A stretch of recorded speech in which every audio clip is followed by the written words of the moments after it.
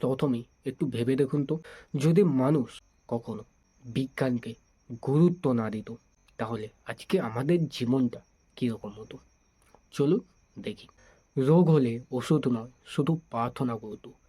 বৃষ্টি কবে আসবে কেউ জানতো না, মানে চিকিৎসা থাকতো না, আবহাওয়ার খবর থাকতো না, রোগের কারণ বোঝা যেত না, মানুষ বাঁচতো শুধু ভাগ্যের ভরসায়। এই বিজ্ঞান না থাকলে ইন্টারনেট থাকতো না, মোবাইল থাকতো না, এক শহর থেকে আরেক শহরে যাওয়া কঠিন হয়ে পড়তো, একজন মানুষের আবিষ্কার আরেকজন মানুষ জানতেই পারতো না, নতুন কিছু তৈরি হতো না, শুধু পুরনো ভুলগুলোই বারবার ফিরে আসতো, সভ্যতা এগোতো না, স্থির হয়ে দাঁড়িয়ে পড়তো। এবং এই বিজ্ঞান যদি আবিষ্কার না হতো, আজকের আধুনিক যুগ পরিচালিতই হতো না।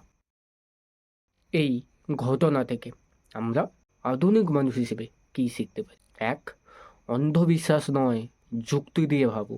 দুই, প্রশ্ন করলেই নতুন পথ জন্মায়। তিন, শেখা মানেই এগোনো।